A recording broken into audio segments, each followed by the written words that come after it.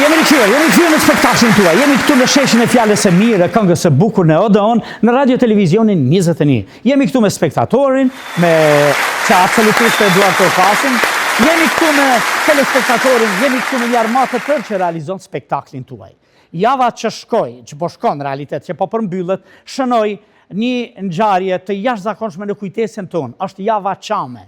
Dhe neve në mënyrë të veçantë e kemi realizuar këtë kaptin të spektaklit tuaj me një bisedë të jashtëzakonshme, me një vizitë të jashtëzakonshme, me shënimin e krejt asaj që shënohet si gjenocid mbi shqiptarët Çam në trojet e tyre në vitin 1944-45.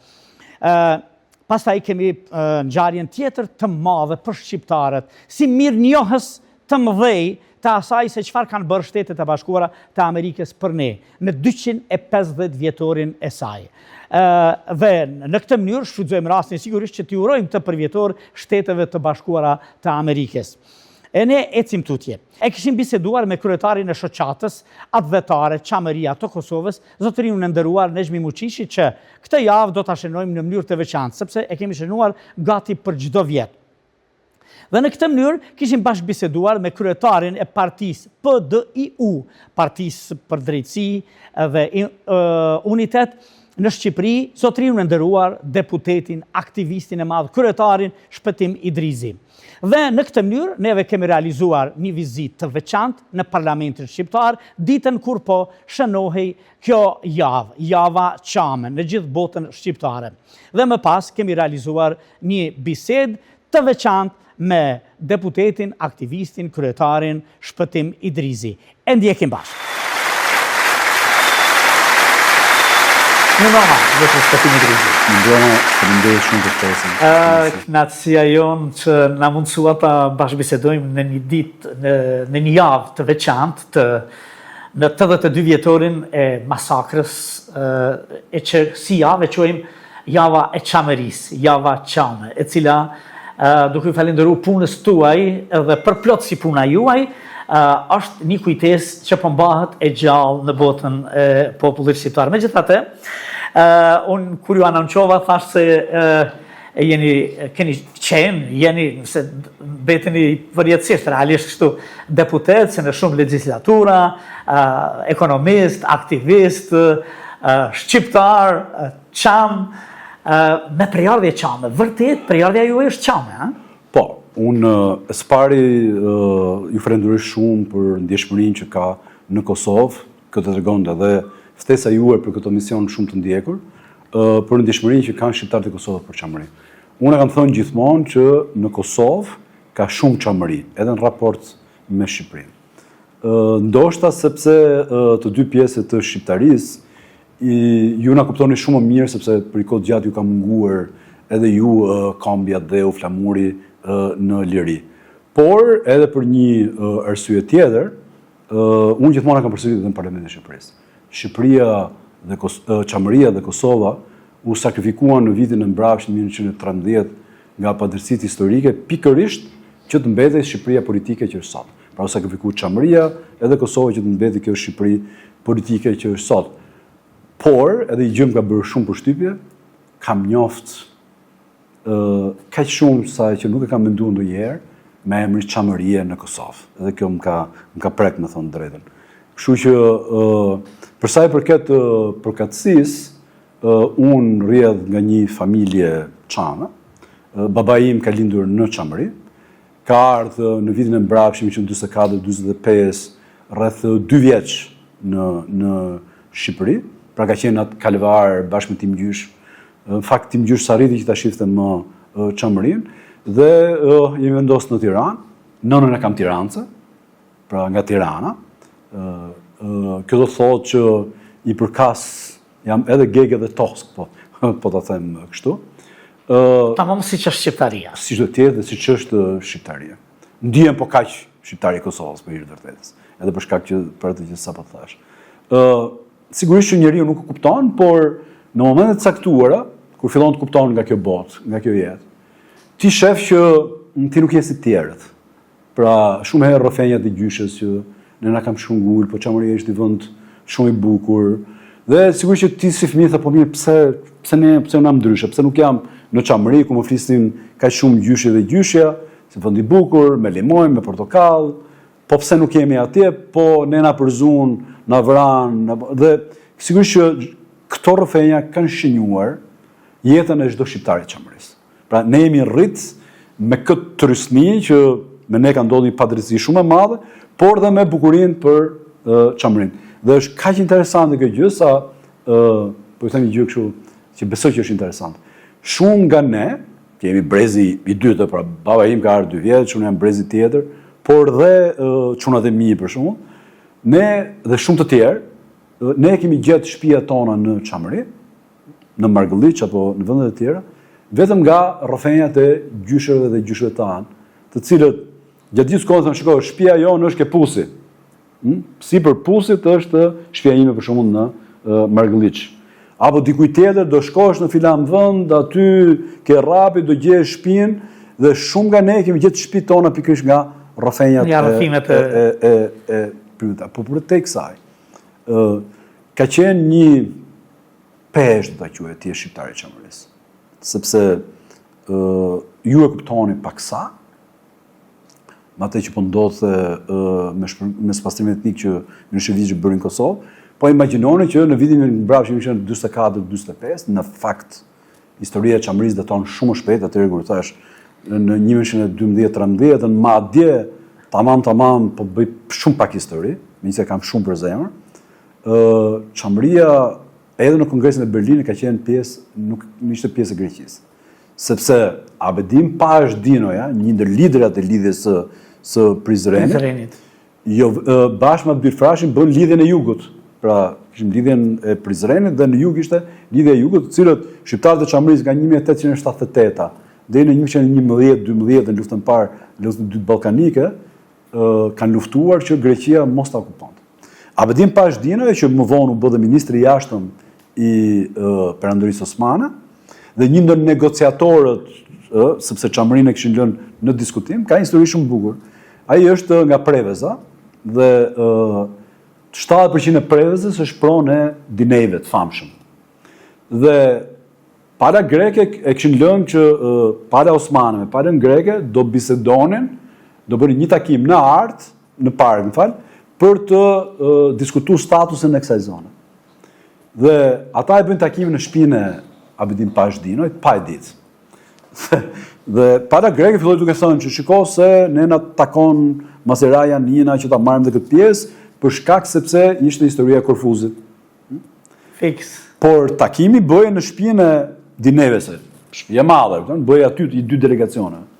Dhe kur Abedim Pashdinoja dëgjoi pretendimet e tyre që parket dhe artat duhet i kalonin Greqisë, u ngrit, tha si tha, ke shtëpia ime ju e thoni këtë gjë, po këtë treqeku i parkës është pronë e imja, i mori edhe i futi si thush, i izoloi në një nga dhomat aty, tha ju do kërkoni, guxoni shtëpinë time dhe parkën, edhe izoluan. Pastaj u ngritën ata të Berlinit të kërkuar që t'i lironte.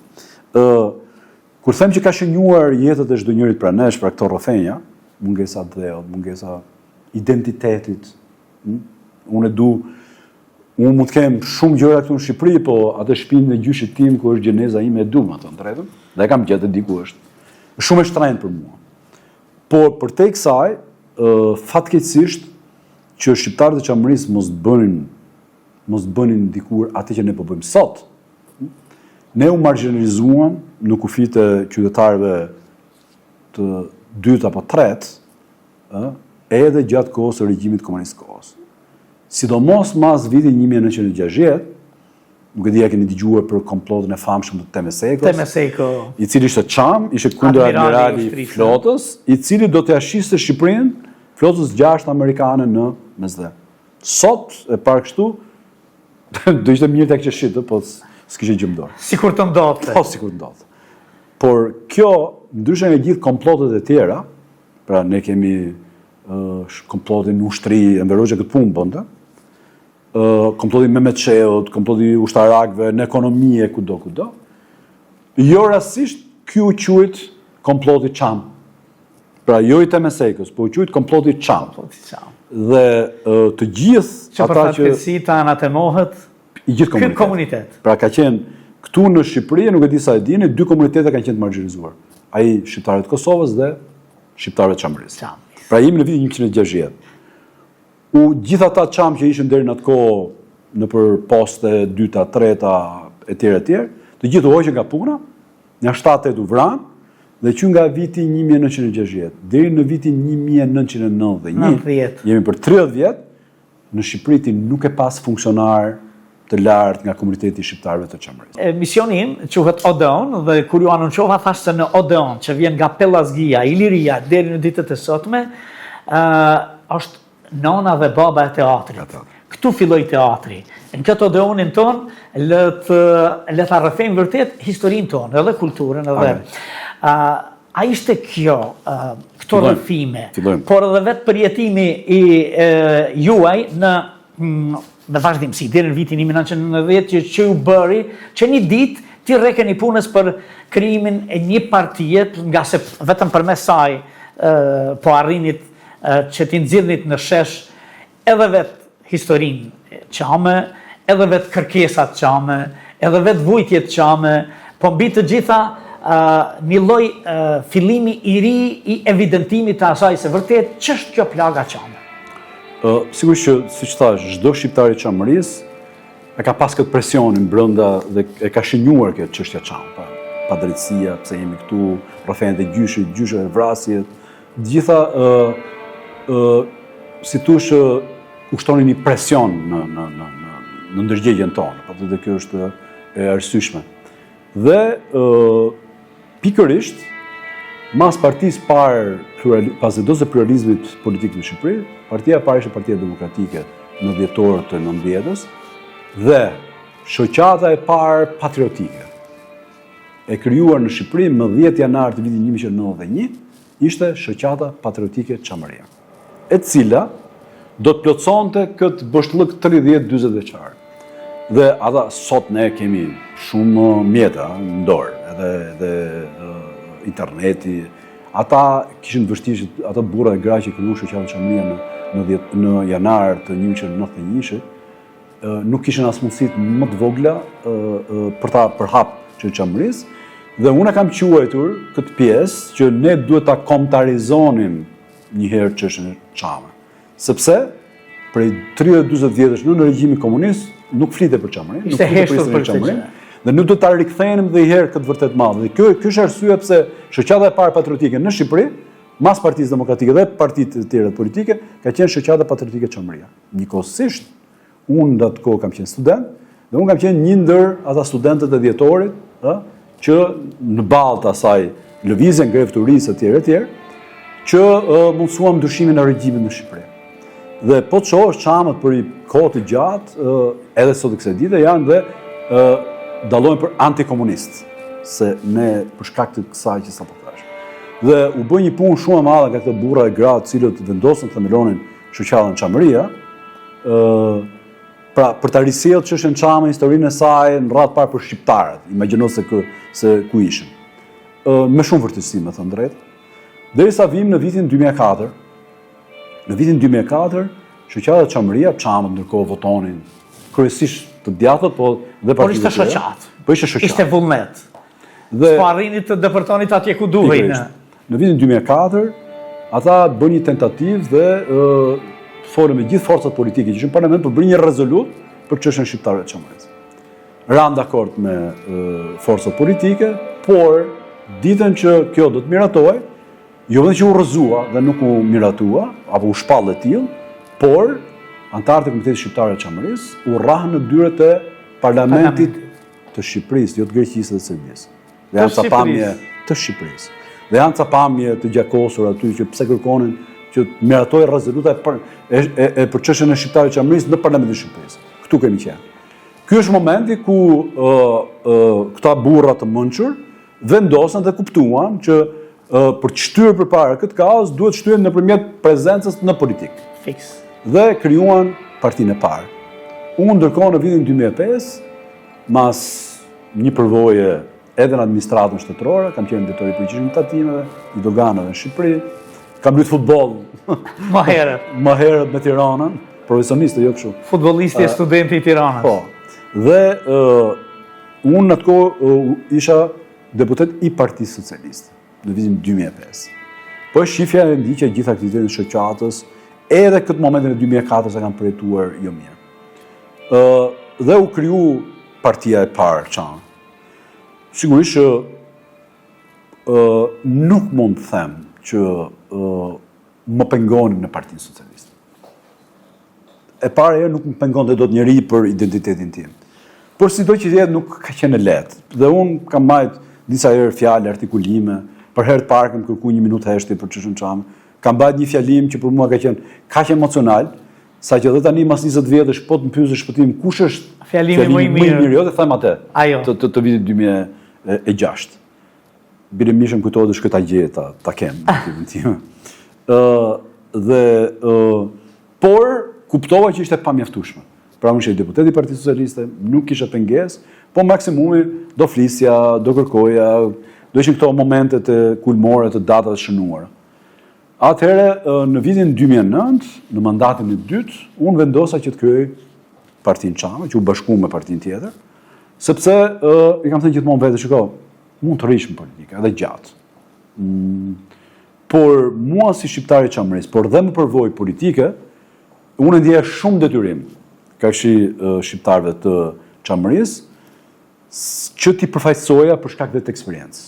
Se ne shqiptarët kemi gjohë, tani është kampionati botror, ne e shohim gjithë blu, Brazili e këto të tjerët, edhe ne gjithë japim men. Pra jemi gati të vetë shpallëm edhe ne futbollistë Brazilit apo të këtyre tjerë, kaq zot na duket vetë.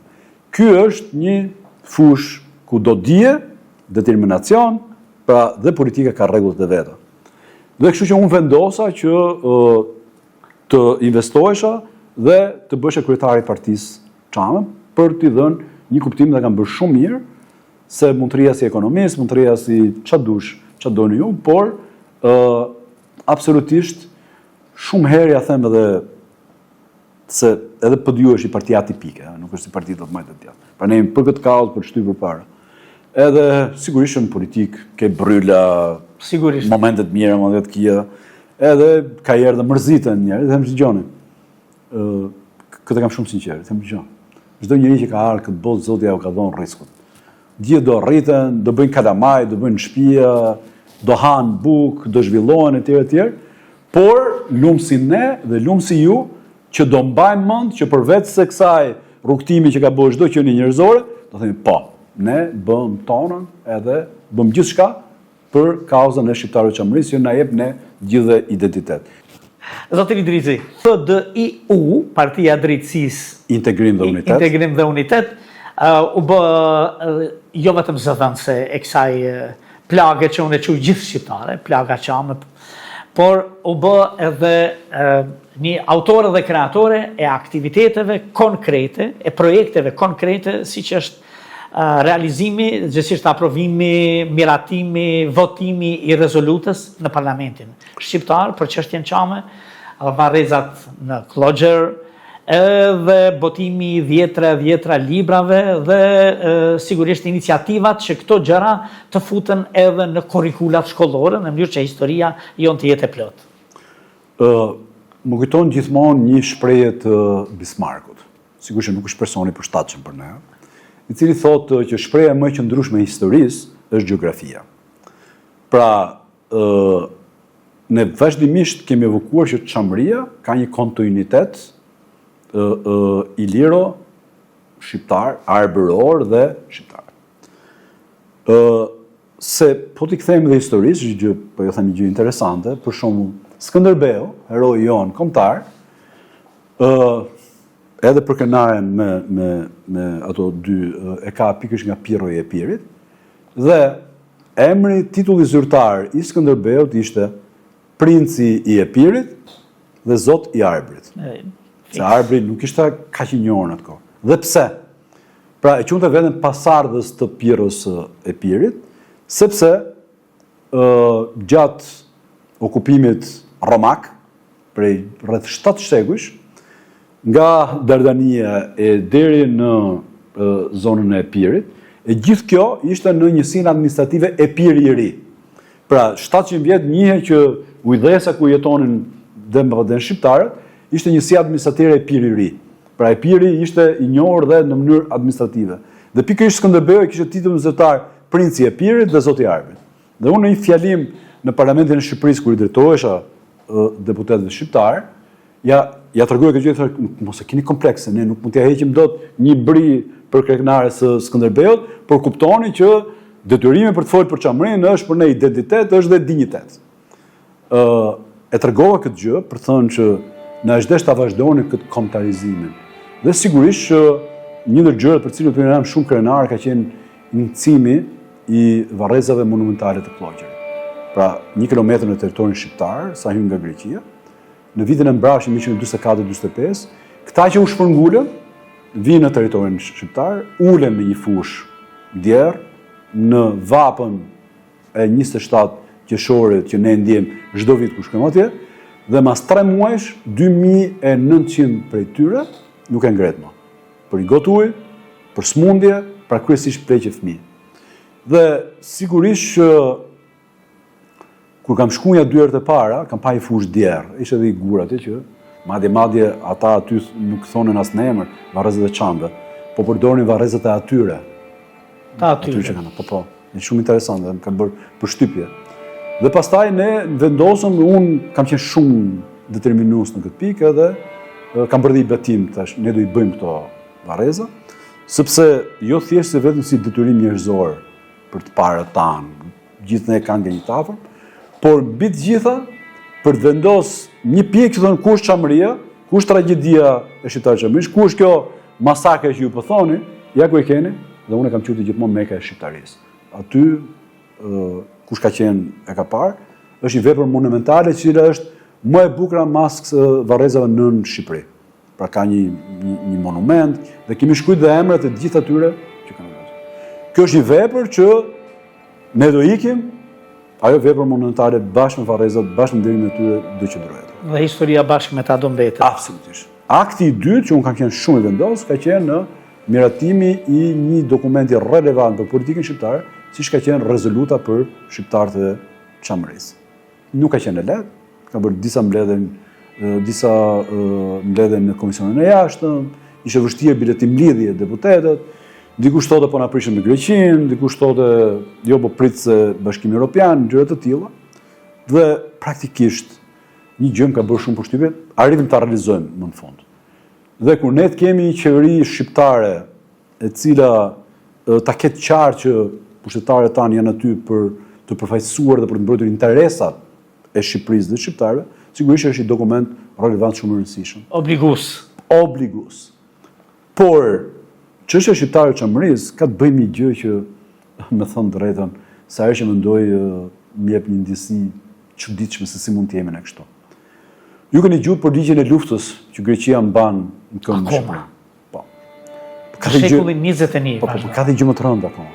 Pra bëhet fjalë në tetor të vitit 1940, Shqipëria ishte pushtuar nga Italia fashiste dhe italianët e Mussolini sulmojnë Greqinë. Ne nuk ishim atëherë nuk ishim pavarë, pra s'kishim identitet se ishte fashizmi, dhe Greqia i shpall luftë në 1940. I shpall luftë Italisë dhe kolonive të saj, ky është motamot titulli, Italisë, kolonive të saj dhe Shqipërisë. Pra ka këto 3 pjesë. Se që hyte Shqipëria aty në ishin vetë i okupuar. Dhe ky ligj vazhdon sot e kësaj dite. Unë i kam quajtur gjithmonë disa diskutime të idiotëve dobishëm të Athinës.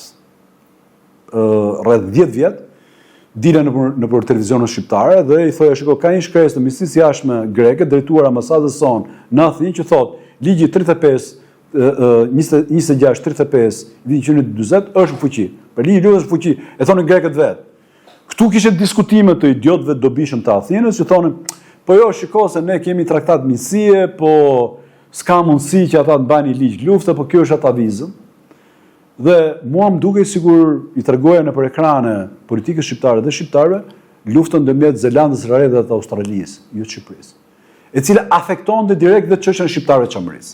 Sepse ne në 53 bëm shtetat shqiptar dhe kemi një vend duke qenë në luftë ne me Greqinë dhe heqja e ligjit luftës na rivendos ne të drejtën për të kërkuar pronat tona. Pra ky është diskutim. Nëse në një moment më kujtohet që ministri i jashtëm Panariti e tha, ja kërkoi parës greke që në ditë të luftës, i ndjeri president Bujar Nishani dhe pastaj filluan me radhë. Derisa arritën në një pikë që para një 7-8 vjetësh për herë të parë, ministri i jashtëm i Greqisë Kocias dhe pastaj dhe homologët e tij e pranuan që ka një ligj lufte midis Shqipërisë dhe Greqisë. Dhe e quajtën atavizëm, e quajtën një budallik historik.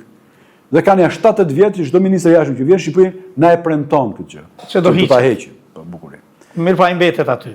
Ai mbet, po përtej kësaj, në vitin 2025, para një viti, para 2 vjetësh, që ishte edhe 8 vjetori i masakrës mbi shqiptarët e Çamërisë, unë dhe deputetët e tjerë të PD-s marrim një nisëm në Parlamentin e Shqipërisë, që Parlamenti i Shqipërisë, për herë të parë, mas 86 vjetësh, ti drejtohej dhe ti kërkonte Parlamentit të Greqisë, se ne jemi sovrane, që të hiqte ligjin e luftës.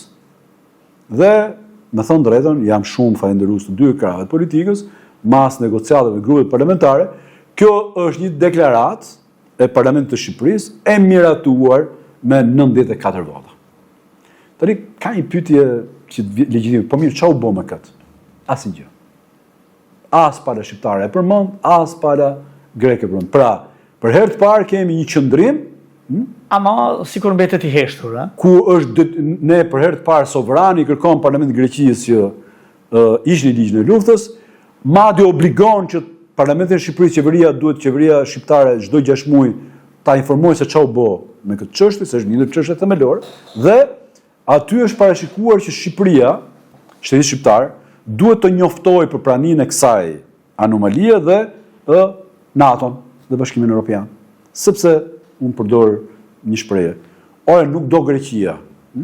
Po ne nuk jemi në këtë kohë që jetojmë, ne jemi vend i integruar. Pra ne jemi antar të NATO-s dhe jemi kandidat për Bashkimin Evropian. Greqia është kandidat, është antare. Ne nuk jemi më thjesht një marrëdhënie bilaterale. Pra, premti me Robinson Crusoe janë nishull të dy aty dhe Robinsoni thot premti X du. Jo, nuk është kështu.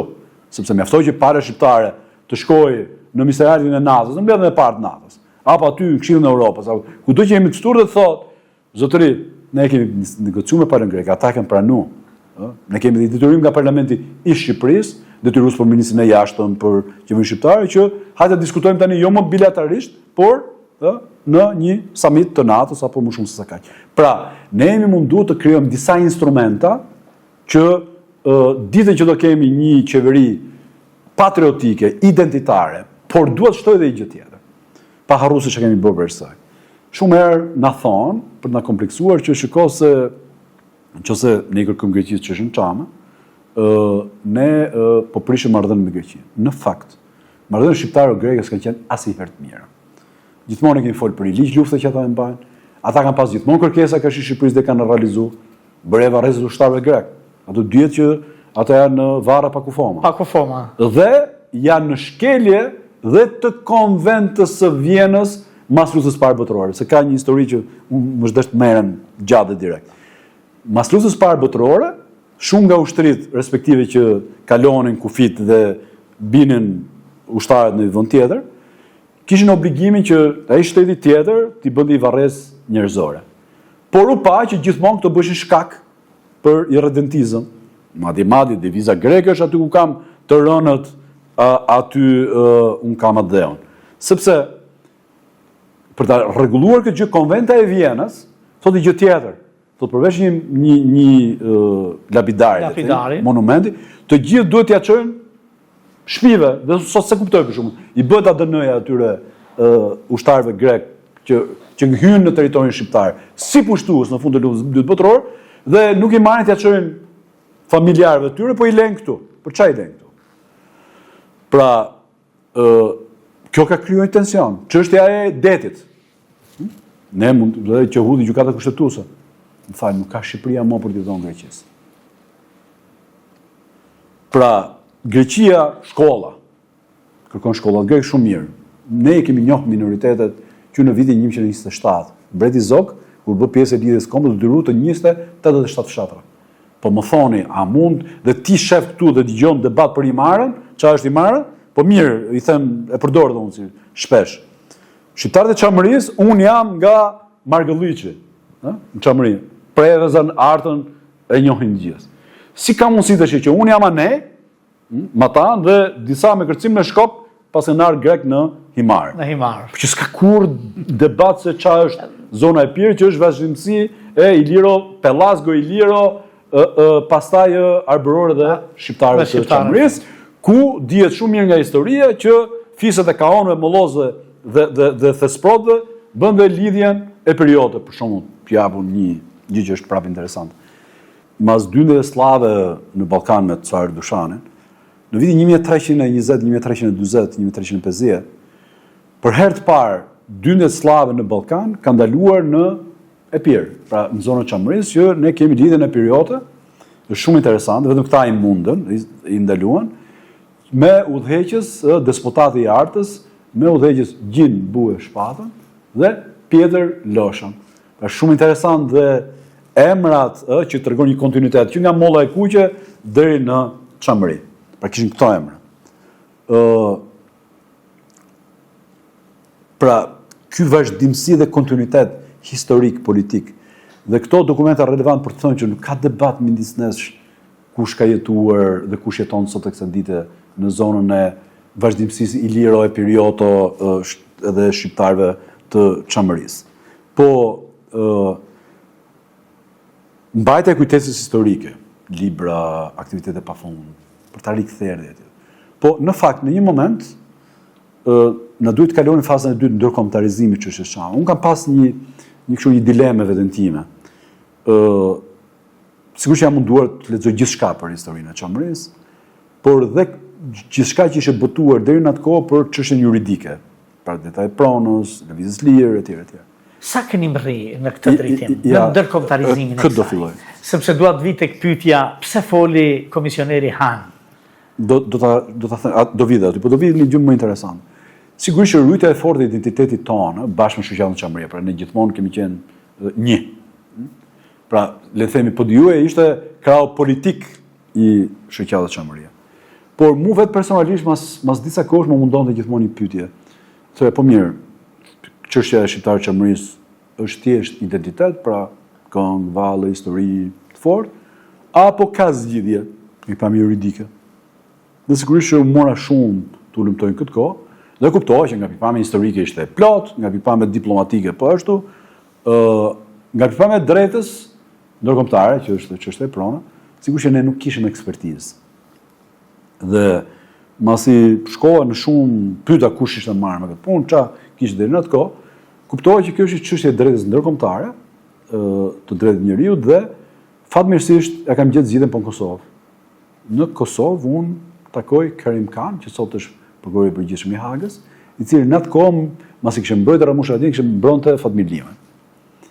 Jam ulë me të, është nga studiot më par excellence, po edhe niveli shumë i lartë, prandaj sot është prokurori i përgjithshëm i Hagës, e ftoi në Shqipëri dhe filloi t'i tregoj historinë e Çamërisë.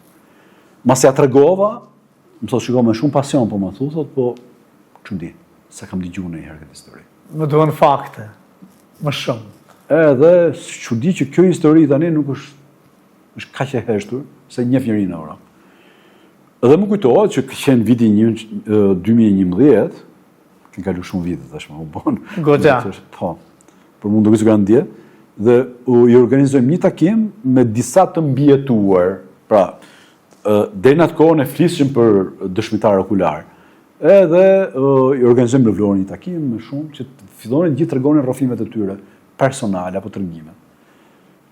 Të gjitha ishin, me thënë drejtën, shumë të rënda histori, në vran këtu, fëmijë, njërën, tjetër.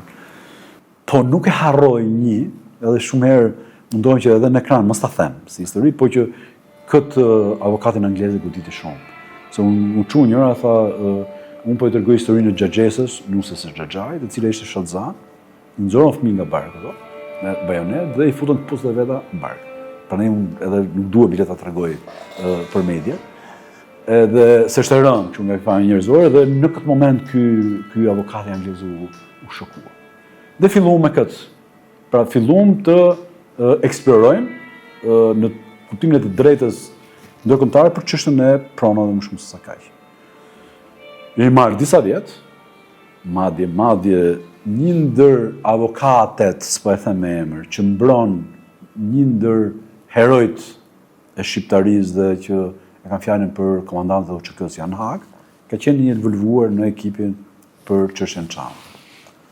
E kanë fjalën për mbrojtësen e Jakub Krasniqit, zoti Jakub Krasniqi. Ajo zonja ka qenë involvuar edhe në ekip tjetër për 70 vjetësh, ish prokuror dhe ish gjykat Hagës. Dhe ata na kanë dorëzuar një udhërrofys se kush janë hapat që ne duhet bëjmë. Por sigurisht ne kemi kërkuar që këto hapa t'i bëjmë bashkë me qeverinë shqiptare. Dhe kemi thënë, dëgjoj, ne jemi shtetet shqiptar. Kjo loja po e quaj kështu që ne i themi Greqisë, Greqia thotë se ekziston etj, nuk mund ta vazhdoni dot më. Ne jemi shtetet shqiptar, ne duam të përfaqësohemi në gjykatën ndërkombëtare nga avokati i shtetit. Por dhe kostot i mbaj avokati i shtetit dhe ne ta kthejmë këtë në një çështje reale zgjidhjesh. Ktu është lënë. Nuk kemi avancuar dot. Jo me Greqinë, me panë shqiptar. Krahas saj, padyshim kam qenë Shtetet Bashkuara të Amerikës, në Kongres, në Departamentin e Shtetit, kudo. Dhe në një moment bashkë me qeverinë shqiptare, bashkë me ministrin e jashtëm Ditmir Bushati, kemi lëbuar shumë në Bashkimin Evropian tek komisioneri i zgjerimit. Pra, fillohet të lumtoj që kush janë zgjidhjet, rrugët e zgjidhjes. Padyshim që rruga e parë është diplomatike, kjo është çështje politike, shteti shqiptar duhet na përfaqësojë edhe marrëdhënie me Greqinë apo dhe më shumë se kaq. Po ne arritëm të bënim një lobi shumë të rëndësishëm që për herë të parë Bashkimi Evropian nëpërmjet Komisionit të Han lëshoi një non-paper ku njihte që çështjet e Shqipërisë me Greqinë janë çështja e ligjit luftës, çështja e Çamit dhe çështja e pensionit. Pra, zyrtarisht ata për herë të parë e njohën si problemi disnesh që duhet zgjidhur. Masja 5-6 ditësh, kryetari i kuvendit i kohës shkon në Greqi edhe i deklaron palës greke që ja ka fut kot Hanit, s'kemi ne çështje. Pra, çështje të hapur. Kryetari i kuvendit i Shqipërisë i thotë që ai Hani ja ka fut kot, kupton? Përveç që gjithë media greke bashkë majtë djathtë dhe masakronin komisionerin Han. Për shkak të këtij vokacioni unë kam parë gjithmonë çështjen Çama, jo thjesht dhe vetëm si çështje tonë. Madje të them një gjë që ndoshta mund të shkëmbejmë me njëri tjetrin apo për audiencën. Unë gjithmonë kam pas besuar që siç u bëm gjithë bashkë me çështën shqiptare të Kosovës, për çështjen e Kosovës. Jemi këtu faleminderit Zotit edhe atyre djemve dhe vajzat të UÇK-s, po edhe Shtetet Bashkuara të Amerikës. Ajo që ishte pamenduar masi 100 vjetësh, arritëm që ne kemi sot një Kosovë të pavarur. Është edhe për ne treguese që po të jesh konsistent, do ta realizosh synimet. Por mbi të vërtetën. Mbi të vërtetën, padyshim, tani ne nuk un po tregoj historinë e babait tim, jo të Skënderbeut. Si jemi nuk është kaq larg. Atë që ka shënuar jetën time, jo rrethënjat, por nëse ne shqiptarët bëjmë gjithë bashkë për çështjen e Kosovës, unë kam menduar që ne shqiptarët na duhet gjithmonë një çështje identitare ku ne bashkohemi, ja? Flamuri, kambi, gjuha etj. Si pikat përbashkëta. Dhe unë kam menduar gjithmonë që çështjen Çame ta quaja çështje kombëtare. Jo ta quaj, po është çështje kombëtare. Se po e lesh vetëm çështje të Çame, ama ta zgjidhen ata Çame. Dhe kam desh shumë dhe nuk e di pse nuk e kemi arrit, që ne të ishim gjithë bashkë, siç u bëm për çështjen shqiptare çamërisë, të ishim edhe për çështjen e Kosovës. Po ne shqiptarët shumë herë ato që fitojmë luftë, i humbasim paqe. Kam thënë në Parlamentin e Shqipërisë e thënë dhe sos, nuk e kuptoj këtë, pse Shqipëria dhe Kosova nuk i bëjnë imagjinare kufit, jo vetëm për verë. Nuk e kam kuptuar kur që, ose gjithmonë mendoj që Shqipëria dhe Kosova, politikën e jashtme, politikën e mbrojtjes, një strategji kombëtare, do ta kenë padyshim të përbashkët. Pra nuk mund të kemi çfarë dush veç, por Ministrinë e jashtme do të kemi një projekt kombëtar? Do të kemi një, po padyshim, se kot më ufshet mas gishtit, por që fillon nga gjërat e vogla. Se kemi dalë edhe me këtë. Kryeministrin tuaj. Me Albin Kurtin, po, në Plogger. Ka qenë me nën Në një moment kur ka qenë numri më i madh. Po. Që tingëllon e pikë historik bashkë si takim. Kaq të mëdhej. Por Arbër Xhaferi kishte të flisë për komunitetin ekonomik shqiptar. Unë kam pas shumë për qejf këtë tezë. Pra ja këta që të bëjmë një referendumet i bashkojmë se Pra, ne du të fillojmë nga gjërat e vogla, të kalojmë ke gjërat e mëdha. Për shembull, kam thënë Parlamentit të Shqipërisë, kush na pengon ne që ne të kemi një strategji që të integrojmë ekonominë e Shqipërisë me të Kosovës. Themi Shqipëria ka turizëm, Kosova ka qymyr, ka shumë përparësi të tjera dhe hajtë integrojmë dhe ta bëjmë ekonominë shqiptare jo për 2 milionë e 3 milion, po për 5, 6, 7 milion. Nuk na pengon njëri. Madje kur thonë këta Bashkimit Evropian që ju do të rrisni kapacitetet midis vendeve të Ballkanit, po shumë ata bëjmë ushtrimin me Kosovën.